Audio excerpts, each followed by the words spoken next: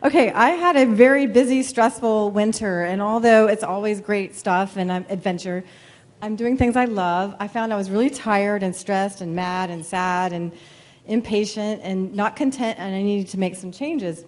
So after running down the lane one day with my dogs, I decided that I would take a month and focus on myself.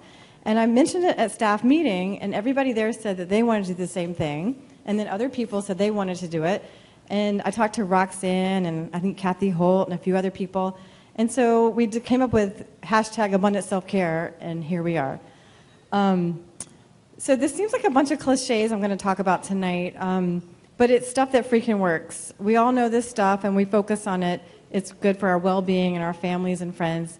And I'm going to say it's good for the earth and for the universe, and we fall into a pattern of not taking care of ourselves, and we feel guilty about taking time for ourselves, and it's bad for peace on earth.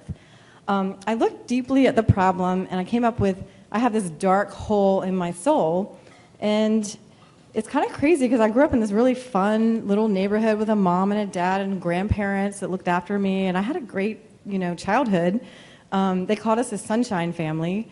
And, but our culture rewards outcomes and performance and being achievers, and I am an overachiever, and over time I've become very efficient and effective, and I have a lot of accomplishments, but, is that making me happy? I don't know. I don't think so.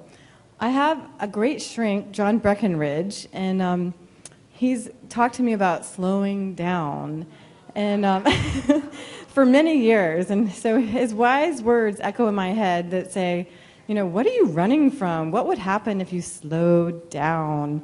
And so this month in May, actually the past month, I slowed down, and the world did not stop at all. In fact, it was really amazing and wonderful, and I decided to take time to be alone and do things that I'd put off, and I was too busy to, I was working on the family or the abundance or whatever, and it was amazing. So I've always been kidded about my singing abilities, and I have a huge complex about singing, and it's a sadness. And so my son Arlo, who's a great a cappella singer, and I went to pop-up chorus in Durham, and we recorded 2 songs, and I decided we should do this in freaking Chatham County. And Sheila's here, and she has an interest too, so let's do that, and I hope all of you join us. But I still can't sing, but that doesn't matter, right? It shouldn't matter at all.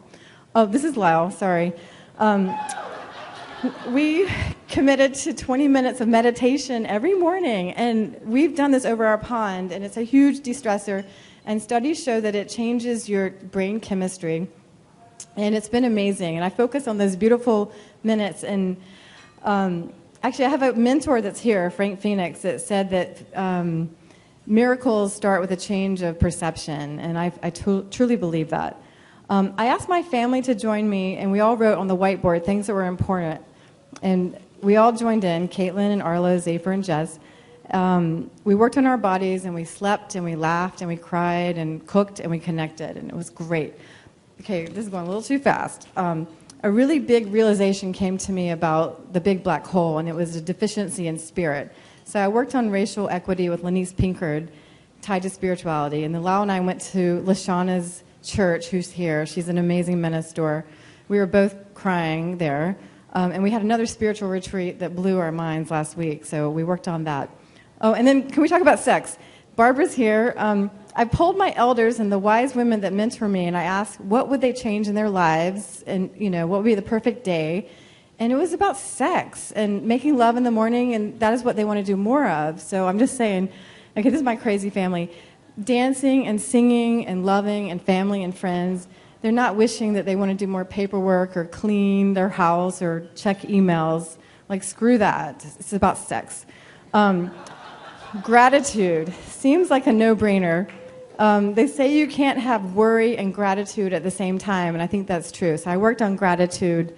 Leaf Diamond spoke to that on our blog. Really thankful for the smells of the honeysuckle and the roses, and I think gratitude is the key to bliss. And mending fences is a good self-care strategy. Sometimes we just piss people off, and so I worked on connecting with people that I had made mad, or they made me mad, and that helped me. And so, maybe we didn't make up, but we're going to move on. Being in nature we all have nature deficit disorder. We're working on trails at the plant as we speak. And I think being outside a good portion of the day makes us healthier and happier and maybe even more beautiful. There's a trail that Lyle's working on.